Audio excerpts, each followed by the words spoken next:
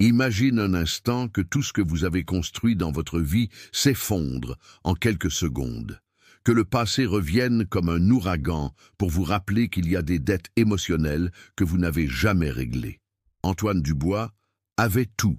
Des millions sur son compte, une entreprise qui dominait le marché parisien, un appartement au Marais qui coûtait plus qu'une maison entière en province et une fiancée issue de la haute société parisienne. Mais il y a quelque chose que l'argent ne peut pas acheter, le pardon d'une femme que vous avez quittée enceinte. Ce que vous êtes sur le point d'entendre n'est pas seulement l'histoire d'un millionnaire qui a retrouvé son passé. C'est l'histoire de 3 enfants qui ont grandi en se demandant pourquoi leur père n'était jamais revenu. C'est l'histoire de Camille, une femme qui a dû devenir père et mère à la fois, travaillant double journée pour que ses enfants aient de quoi manger. C'est l'histoire de comment l'orgueil peut détruire des empires et comment le véritable amour peut reconstruire des vies entières. Pourquoi ? Parce que quand Jean a vu ses 3 visages identiques aux siens attendre un VTC au coin d'une rue de la ville de Paris, il a su que sa vie parfaite était un mensonge et qu'il devrait choisir entre l'homme qu'il feignait d'être et le père qu'il n'avait jamais été. Cette histoire est une réalité qui se produit tous les jours à Paris, où les rêves sont construits sur les erreurs du passé et où parfois, seulement parfois, il est possible de trouver la rédemption dans les endroits les plus inattendus. Prépare-toi à un véritable montagne russe émotionnelle qui te feront remettre en question tout ce que tu croyais savoir sur le succès, la paternité et les deuxièmes chances. Jean Dubois sortait de la tour corporative du Marais avec l'amertume d'une autre réunion interminable. Les associés parlaient de chiffres astronomiques tandis que lui ne pensait qu'à s'enfuir. Son chauffeur l'attendait près de la Mercedes blindée, comme chaque soir depuis 6 ans. « À Neuilly, comme toujours », murmura-t-il en consultant ses messages sur son iPhone. Le trafic sur les Champs-Élysées était infernal, mais cela ne le concernait pas. Il préférait le silence de la voiture au faux sourire du bureau. Ce fut alors qu'il la vit. Là était Camille, arrêtée au coin d'une pharmacie, avec cette mine fatiguée qu'il se rappelait des nuits lointaines. Elle avait les cheveux attachés rapidement, des vêtements simples et un sac à provisions à moitié déchiré. Mais elle n'était pas seule. À ses côtés, 3 enfants. 3 enfants identiques. Les mêmes yeux bruns, la même bouche, la même façon d'incliner la tête lorsqu'ils regardaient autour d'eux. Jean sentit son cœur se figer. Cela ne pouvait pas être une coïncidence. Il ne pouvait pas lui ressembler autant sans être... « Arrête-toi » cria-t-il au chauffeur sans réfléchir.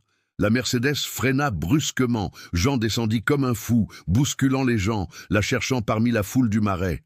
Quand il la retrouva enfin du regard, Camille montait déjà dans un VTC gris avec les 3 enfants. Leurs yeux se croisèrent une éternité à travers la vitre de la voiture. Elle ne sourit pas, ne salua pas, ne montra aucune surprise. Elle le regarda seulement avec cette froideur qu'il connaissait si bien et lui dit avec ses lèvres, sans aucun son, « Je savais qu'un jour tu apparaîtrais. » Le VTC démarra et disparut dans le chaos du trafic parisien. Jean resta là, planté au milieu de l'avenue, sentant son monde parfait vaciller. Les enfants avaient exactement l'âge qu'il fallait. 6 ans. Le même temps qu'il avait passé sans voir Camille. Le même temps qu'il avait passé à fuir la vérité. Jean ne dormit pas cette nuit-là. Il marchait dans son penthouse de Neuilly, comme un lion en cage, un verre de Macallan à la main et la tête pleine de questions auxquelles il n'osait pas répondre. Chaque fois qu'il fermait les yeux, il voyait ces 3 visages identiques aux siens. À 6 heures du matin, il appelait déjà Mathieu, son assistant de confiance. « J'ai besoin que tu cherches quelqu'un », dit-il sans même le saluer. « Qui, patron ?»« Camille Moreau. Elle vit dans la ville de Paris. Elle a 3 enfants de 6 ans. J'ai besoin de tout. Adresse, travail, école des enfants, tout. » Il y eut un silence gêné de l'autre côté du fil. « Je peux demander pourquoi ?» Jean se pencha sur le rebord de la fenêtre qui donnait sur toute la ville. Des milliers de lumières, des millions de personnes. Mais seulement une comptait à cet instant. « J'ai besoin de savoir si ces enfants sont... »« Quoi, monsieur ?»« Miens !» Mathieu toussa nerveusement. « Compris, j'ai l'information dans 3 jours maximum. » Mais Jean ne pouvait pas attendre 3 jours. Ce même après-midi, il alla à son bureau et ouvrit le coffre-fort personnel, où il gardait des documents importants. Au fond, caché derrière des contrats millionnaires, il trouva un dossier qu'il n'avait pas touché depuis des années. Des photos de Camille. Il les regarda une par une comme s'il s'agissait de cartes de tarot qui lui révéleraient l'avenir. Camille à Montmartre, Camille dans son ancien appartement à Passy, Camille riant la bouche pleine de pop-corn au cinéma. Et puis il la vit, une photo qui lui glaça le sang. Camille au parc des Champs-Élysées, avec un chemisier ample, se touchant le ventre avec un sourire qu'il n'avait pas su interpréter à ce moment-là. La date au dos de la photo le confirmait. 2 semaines avant qu'il ne parte pour Lyon. 2 semaines avant de l'abandonner sans explication. La photo tremblait dans ses mains tandis qu'il comprenait la vérité qu'il avait niée tout ce temps. Camille était enceinte quand il est parti, et il avait été trop lâche pour rester et le découvrir. 2 jours plus tard, Jean avait l'adresse exacte, un immeuble de 4 étages à Belleville, avec de la peinture écaillée, mais pas abandonnée. Il gara sa Mercedes à une demi-rue, les mains moites sur le volant. Il ne savait pas s'il devait frapper à la porte ou attendre qu'elle sorte. À 4 heures de l'après-midi, comme Mathieu le lui avait dit, Camille apparut avec les 3 enfants. Il marchait main dans la main, se dirigeant vers l'arrêt de bus. Jean descendit de la voiture et marcha droit vers eux. « Camille !» Elle se retourna immédiatement. Les enfants s'arrêtèrent, le regardant avec curiosité. Le silence dura quelques secondes interminables. « Je savais que tu me retrouverais », dit-elle sans émotion. « Allez à la petite boutique du coin et attendez-moi là. » Les enfants obéirent sans poser de questions. Quand ils furent partis, Camille le regarda droit dans les yeux. « Ce sont les miens ?» demanda Jean sans détour. « Ça t'importe maintenant ?»« Ça m'a toujours importé. »« Mensonge, tu es parti quand j'avais le plus besoin de toi. » Jean respira profondément. « Je ne savais pas que tu étais enceinte. »« Bien sûr que tu ne savais pas. Tu as changé de numéro, de maison, de vie. Tu es devenu un fantôme. Tu as essayé de me contacter ?» Camille pouffa d'un rire amer. « J'ai essayé ? Jean, je t'ai appelé pendant 3 mois. Je suis allé à ton ancien bureau 5 fois. Je t'ai envoyé des lettres. Je suis même allé à la maternité quand ils sont nés, en attendant que quelqu'un te le dise. » Le monde s'écroula autour de lui. « Tu as vraiment fait tout ça ? » « Bien sûr que je l'ai fait. Mais toi, tu étais déjà à Lyon en train de construire ton empire, n'est-ce pas ? Trop occupé pour répondre aux appels de ton ex-petite amie enceinte. Camille, il s'appelle Mathieu, Léon et Édouard. Ils ont 6 ans. Ils aiment le foot et détestent les légumes. Mathieu est le leader, Léon est l'artiste, et Édouard est celui qui se met toujours dans le pétrin. Jean sentit sa voix se briser. « Je peux les connaître ? Pourquoi ? Pour repartir quand ça deviendra difficile. Je ne vais pas partir. » Camille l'étudia avec ses yeux qui le connaissaient mieux que personne. « Tu me le promets ? Je te le promets. » Elle hésita quelques secondes qui parurent des heures. « Demain à 5 heures, au parc du quartier. Si tu arrives 1 minute en retard, il n'y aura pas de seconde chance. » Jean arriva à son penthouse ce soir-là, la tête pleine de pensées. Il avait 3 enfants. 3. Et une seconde chance qu'il ne méritait pas mais qu'il n'allait pas gaspiller. Isabelle l'attendait dans le salon, vêtue de ce tailleur Chanel qu'elle portait pour les dîners importants. Jean avait une coupe de vin à la main et un sourire qui n'atteignait pas ses yeux. « Comment s'est passée ta journée, mon amour ?» demanda-t-il d'une voix douce. « Bien, normal », mentit Antoine Dubois en défaisant sa cravate. « Sûr ? Pourquoi ? Mon chauffeur m'a raconté quelque chose de très intéressant. » Antoine se figea. Isabelle ne commençait jamais les conversations comme ça, à moins qu'elle ne sache quelque chose. « Il m'a dit que ta Mercedes était garée à Belleville cet après-midi. Bizarre, non ? Toi qui détestes sortir de Neuilly et le Marais. » Isabelle. « Et puis je me suis souvenu que tu avais annulé la réunion avec les Japonais il y a quelques jours, sans explication. Et que tu étais arrivé en retard au dîner avec mes parents hier soir. » Isabelle se leva du canapé avec l'élégance d'un serpent. Elle marcha vers lui à pas mesurés. « Alors, j'ai décidé de faire un peu d'investigation. » Elle sortit son iPad et lui montra l'écran. Des photos d'Antoine parlant avec Camille dans la rue, des photos des 3 enfants, même une copie de l'acte de naissance de l'un d'eux. Je dois reconnaître qu'il te ressemble beaucoup, dit Isabelle avec un sarcasme venimeux. Antoine sentit sa gorge se dessécher. Depuis quand le sais-tu? Depuis 3 semaines. Depuis la première fois que tu es sorti de Le Marais comme un fou, à poursuivre des fantômes. Pourquoi ne m'as-tu rien dit? Isabelle sourit froidement. Parce que je voulais voir jusqu'où tu allais. Je voulais voir si tu étais vraiment capable de me trahir pour une femme qui vit dans la misère avec 3 bâtards. Ce sont mes enfants. Je m'en fiche, cria Isabelle, montrant pour la première fois son vrai visage. Choisis ton empire ou cette femme avec ses enfants. Isabelle, on peut parler. Il n'y a rien à parler. Ou tu disparais de leur vie tout de suite, ou demain toute la presse financière va savoir que le grand Antoine Dubois a abandonné une femme enceinte et veut maintenant jouer les papas repentis. Antoine la regarda fixement. Tu me menaces? Je te sauve. Parce que si tu fais le mauvais choix, tu ne vas pas seulement perdre l'entreprise. Tu vas tout perdre. Antoine arriva au parc de Belleville 5 minutes avant l'heure. Il apportait un sac de bonbons typique de la confiserie de Bourges et 3 ballons de foot identiques.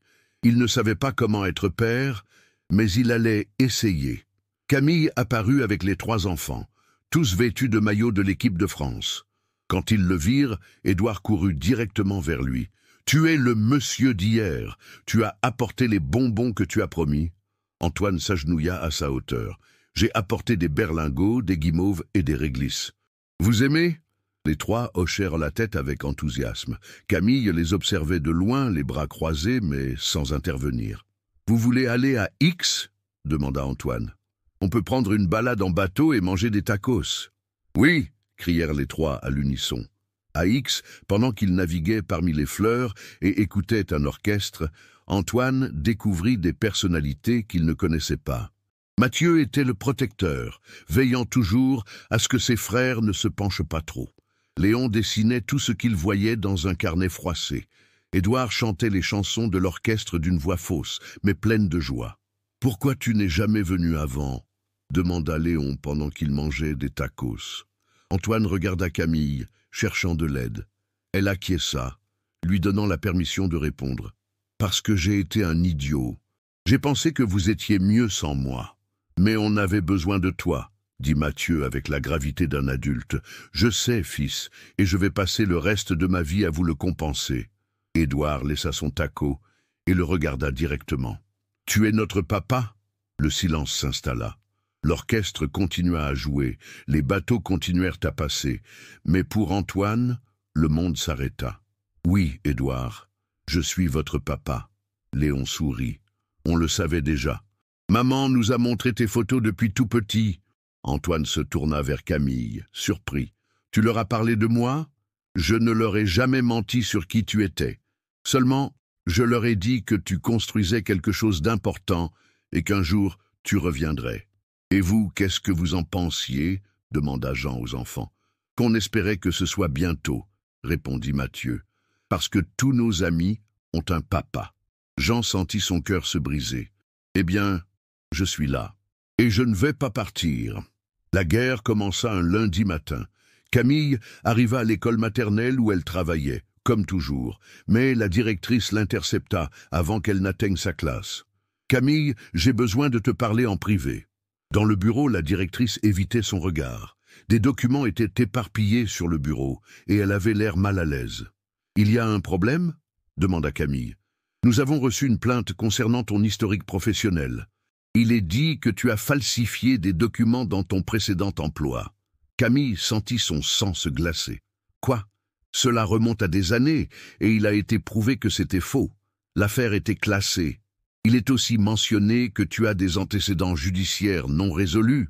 C'est un mensonge. Je peux apporter tous les documents qui prouveront mon innocence. » La directrice soupira. « Je suis désolé, Camille, mais avec la pression des parents d'élèves, nous ne pouvons pas te permettre de travailler ici tant que cette situation n'est pas éclaircie. » « Quels parents?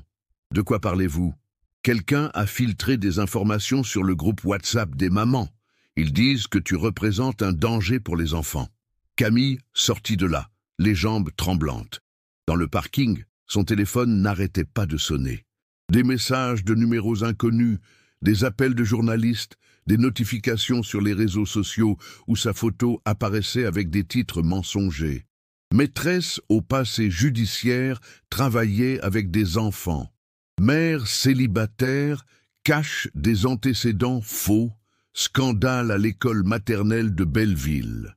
Ce soir-là, quand elle alla chercher les enfants à l'école primaire, les regards des autres mères la suivaient comme des dagues. Une femme s'approcha directement.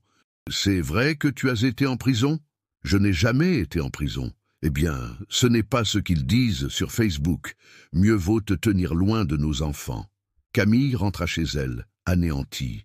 Les enfants demandaient pourquoi les gens les regardaient bizarrement, pourquoi ils chuchotaient lorsqu'ils passaient. Elle ne savait pas quoi répondre. Jean arriva ce soir-là avec des plats chinois et trouva Camille en larmes dans la cuisine, pendant que les enfants regardèrent la télévision. « Qu'est-ce qui s'est passé ? Ta fiancée a tenu sa promesse. On m'a viré de mon travail, on a inventé des mensonges sur moi, et même les parents de l'école des enfants me considèrent comme une criminelle. » Jean serra les poings. « On va arranger ça. »« Comment ? Tu sais ce que c'est d'être pointé du doigt dans la rue ? Que tes propres enfants demandent pourquoi les gens disent des choses méchantes sur leur maman ? Isabelle va payer pour ça. Ce n'est pas seulement elle, Jean, c'est partout, sur Internet, dans les journaux locaux, dans les groupes WhatsApp. Tu sais combien il va être difficile de trouver un autre travail ? Jean la serra dans ses bras, tandis qu'elle pleurait de rage et d'impuissance. Pour la première fois, il comprit que choisir l'amour signifiait être prêt à tout perdre. La citation arriva une semaine plus tard. Camille Moreau devait se présenter au tribunal de grande instance de Paris pour présumée fraude documentaire. L'affaire qui avait été classée des années auparavant avait mystérieusement été rouverte avec de nouvelles preuves. Jean engagea le meilleur avocat pénaliste qu'il trouva, Maître Dubois, un homme sérieux qui avait gagné des procès impossibles. Mais même lui semblait inquiet. « Ça sent la vengeance politique », dit-il en examinant le dossier. Quelqu'un de très puissant a manœuvré pour rouvrir cette affaire. Le jour du procès, Camille arriva avec une simple robe bleu marine, les cheveux attachés et les mains tremblantes. Jean s'assit au premier rang, ignorant les regards des curieux et des journalistes qui s'étaient infiltrés. « La séance est ouverte », annonça le juge. Le tribunal de grande instance accuse Madame Camille Moreau de falsification de documents officiels. Le procureur présenta son dossier avec des documents apparemment légaux, mais que Jean savait être faux. Puis il appela le témoin vedette. Louis Dupont, expert comptable, déclare que Madame Moreau lui a demandé de falsifier des factures lors de son précédent emploi. Camille pâlit. Elle n'avait jamais vu cet homme de sa vie. « Êtes-vous sûr de votre témoignage ?» demanda le juge. « Complètement sûr, monsieur le juge. J'ai les preuves. » Jean se leva brusquement. Son avocat essaya de le retenir. « Monsieur Dubois, asseyez-vous !» Mais Jean marchait déjà vers l'avant. « Monsieur le juge, je demande la parole. J'ai des informations pertinentes pour ce dossier. » Le juge le regarda avec surprise. « Qui êtes-vous ?»« Jean Dubois, homme d'affaires. Et je peux prouver que tout ceci est une mascarade. » Son avocat s'approcha en chuchotant avec urgence. « Monsieur, ceci va détruire votre réputation. Isabelle va faire fuiter l'information que vous défendez votre amante. » Jean le regarda fermement. « Je m'en fiche. » Il s'adressa au juge. « Monsieur le juge, ce témoin ment. Louis Dupont travaille pour Isabelle Delacroix, mon ex-fiancée. J'ai ici les fiches de paie qui le prouvent. » Le procureur devint nerveux. « Cela ne prouve rien. »« Ah bon ?» Jean sortit son téléphone. « J'ai aussi un enregistrement où mademoiselle Delacroix lui donne des instructions précises pour venir mentir ici. » Camille le regarda les yeux emplis de larmes, mais cette fois-ci, de larmes d'espoir. « De plus, continua Jean, je peux amener 12 employés de l'entreprise où cela serait censé s'être passé, tous prêts à témoigner que Camille Moreau n'y a jamais travaillé. » Le juge demanda une suspension d'audience. Dans le couloir, Camille l'embrassa. « Pourquoi as-tu fait ça? Maintenant Isabelle va te détruire. » « Parce que je préfère être un homme ruiné qui peut regarder ses enfants dans les yeux qu'un millionnaire lâche qui n'a pas défendu sa famille. » La vengeance d'Isabelle fut immédiate et brutale. Avant même que Jean ne rentre du tribunal, elle avait déjà convoqué une assemblée générale extraordinaire du conseil d'administration. Quand il arriva au bureau, les principaux associés l'attendaient dans la salle de réunion avec des mines funèbres. « Jean, assieds-toi » dit Arthur Bernard, l'associé majoritaire. « De quoi s'agit-il » Isabelle entra dans la salle comme une reine vengeresse, avec un classeur plein de documents et un sourire glacial. Il s'agit du fait que le PDG de cette entreprise vient de confesser publiquement qu'il est impliqué avec une criminelle. Camille n'est pas une criminelle. Les médias ne le voient pas comme ça, intervint un autre associé.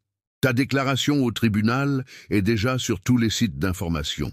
Millionnaire défend son amante accusée de fraude. Isabelle posa sur la table des copies d'articles, des captures d'écran de réseaux sociaux et même des mèmes se moquant de la situation. Nos clients internationaux posent déjà des questions embarrassantes, continua Bernard. Les Japonais ont annulé la réunion de demain. Cela va se calmer dans quelques jours, dit Jean. Non, cela ne va pas se calmer, intervint Isabelle, parce que je ne vais pas le permettre. Chaque jour où tu continues à jouer le père exemplaire, je vais faire fuiter plus d'informations. Des photos de toi avec ses enfants, des vidéos du jour à X. Tout. Jean la regarda avec mépris. Tu nous espionnais. Je te protégeais de toi-même, mais je vois que tu ne veux pas de protection. Bernard toussa. Jean, la décision est simple. Soit tu te séparas complètement de cette femme et de ses enfants, soit nous te sortirons de l'entreprise. Jean regarda chacun des hommes assis autour de cette table. Des hommes qu'il avait considérés comme des amis, des associés avec qui il avait construit des empires, des personnes qui connaissaient son histoire depuis qu'il était un jeune ambitieux sans le sou. « Vous me donnez sérieusement un ultimatum ? C'est pour le bien de tous, » dit un autre associé. Jean se leva lentement. « Vous savez quoi ? Faites-le. »« Quoi ? Sortez-moi de l'entreprise. Je préfère être un père pauvre qu'un millionnaire sans âme. » Isabelle se leva, furieuse. « Tu es fou, tout ce que tu as vient d'ici. Tout ce que j'ai ne vaut rien si je ne peux pas vivre avec moi-même. »« Jean, réfléchis bien, » supplia Arthur Bernard. « C'est ta vie. »« Non, ma vie, ce sont 3 enfants qui m'attendent à la maison pour les aider avec leurs devoirs de maths. » Il se dirigea vers la porte, mais se retourna une dernière fois. Et quelque chose de plus. Mathieu, François, Charles, il nomma ses employés de confiance. Si vous voulez continuer à travailler avec moi, on se retrouve demain au café du coin. On va commencer quelque chose de nouveau. Tu ne peux pas prendre nos employés, cria Isabelle. Je ne les prends pas, c'est eux qui décident. Le lendemain, 8 de ses meilleurs employés démissionnèrent pour le suivre. 6 mois plus tard, Jean vivait dans un appartement 2 pièces à Montmartre. Les murs étaient fissurés et le réfrigérateur faisait du bruit. Mais il y avait quelque chose qu'il n'avait pas dans son Pantouse de Neuilly, les rires d'enfants courant dans le couloir. Il se levait à 6 heures pour préparer des crêpes et emmener les enfants à l'école dans sa Renault 4L de 2010. Il n'avait plus de chauffeur, mais il avait 3 copilotes qui chantaient des chansons de Mano Chao en route pour l'école. « Papa, tu regrettais ton argent ?» demanda Édouard un après-midi, pendant qu'ils faisaient leur devoir de maths à la table de la cuisine. « Non, fils, je regrettais vous. Mais avant, tu avais de belles voitures et des vêtements chers, » insista Léon. « Et à quoi ça me servait si j'étais seul ?» Camille rentra de son travail dans une crêperie du quartier. Elle avait déjà trouvé un nouvel emploi après que le scandale se soit éclairci. Elle avait l'air fatiguée, mais satisfaite. « Comment ça s'est passé à l'école ?» demanda-t-elle en enlevant son tablier. « Papa nous a aidés avec les fractions !» s'exclama Mathieu enthousiaste. « Et il ne s'est pas désespéré ?» plaisantait Camille. « Seulement un petit peu quand Édouard a dit que 3/4 c'était la même chose que 4/3, rit Jean. Ce soir-là, après avoir couché les enfants, Jean et Camille s'assirent sur le petit balcon donnant sur le parc. Il avait une couronne, elle, une tisane à la camomille. « Tu es vraiment heureux comme ça ?» demanda Camille. Jean regarda vers la fenêtre où l'on voyait les silhouettes de ses enfants endormis. « Camille, j'ai eu tout l'argent du monde et je n'ai jamais dormi aussi tranquillement qu'aujourd'hui. Et si une autre grande opportunité d'affaires se présente ? J'ai déjà l'affaire la plus importante de ma vie, être papa à plein temps. » Camille sourit et posa sa tête sur l'épaule de Jean. « Les enfants ont demandé si on allait se marier. Et tu leur as dit quoi ? que tu dois d'abord me le demander correctement, avec un orchestre et tout le reste. Jean éclata de rire. Un orchestre à Montmartre? C'est le minimum que je mérite après tout ce qu'on a traversé. Alors demain, je cherche un orchestre. Sérieusement, sérieusement. Il est temps de faire les choses correctement. Cette nuit-là, Jean s'endormit en pensant qu'il avait mis 35 ans à comprendre que la vraie richesse ne se mesure pas en euros, mais en câlins avant de dormir et en bisous du matin. Un an plus tard, alors que la vie semblait enfin stable, une lettre recommandée arriva qui allait tout changer à nouveau. Jean l'a reçue un samedi matin pendant qu'il prenait des crêpes au marché de Montmartre. « Quoi qu'il dit ?» demanda Camille en voyant son air confus. « C'est d'une avocate de Marseille. Elle dit que je dois aller à un rendez-vous urgent pour une affaire familiale. »« Familiale ? Ton père a laissé quelque chose en suspens ? » ?»« Je ne sais pas. Mon père est mort il y a des années et il n'a jamais eu de bien. » Le lundi suivant, Jean se rendit à Marseille avec plus de curiosité que d'espoir. Dans le cabinet d'avocat, il fut reçu par une femme élégante avec un gros dossier. « Monsieur Dubois, je vous ai appelé parce que j'ai ici quelqu'un qui veut vous rencontrer. » Par la porte entra une jeune femme, tenant un enfant par la main. L'enfant avait environ 7 ans, et quand Jean le vit, il faillit tomber de sa chaise. C'était comme se voir dans un miroir, une fois de plus. « Monsieur Jean, » demanda la femme nerveuse, « je suis Sophie. Voici Sébastien. C'est aussi son fils. » Jeanne resta bouche bée. L'enfant le regardait avec ces mêmes yeux bruns qu'il connaissait si bien. « Combien y en a-t-il d'autres ?» fut la première chose qu'il réussit à dire. « Lui seulement, » répondit Sophie. « Nous étions ensemble une nuit, il y a 8 ans. Vous étiez à Marseille pour affaires. Pourquoi seulement maintenant ? Parce que je viens d'hériter d'une usine de mon grand-père et je devais régler des papiers. Sébastien demandait après son père et j'ai décidé de vous chercher. » L'avocate interrompit. « Il y a autre chose, monsieur Dubois. Votre père biologique, que vous croyiez mort, était en réalité le frère du grand-père de Sophie. Vous êtes une famille éloignée et il y a un héritage considérable. » Jean sentit le monde tourner. Un héritage. 3 millions d'euros et une entreprise textile à Marseille. Sébastien s'approcha timidement. « Tu es vraiment mon papa ?» Jean s'agenouilla et le regarda dans les yeux. « Oui, champion, tu aimerais rencontrer tes frères ?»« J'ai des frères ? 3. Et une maman qui va beaucoup t'aimer. » Ce soir-là, Jean appela Camille depuis Marseille. « Camille, j'ai de bonnes nouvelles et assez étranges. »« Quoi ? On a un 4e enfant. Il s'appelle Sébastien. Et apparemment, on est de nouveau millionnaire. » Silence de l'autre côté du fil. « Vraiment ? Vraiment ? Tu crois qu'on aura assez de place pour un de plus ?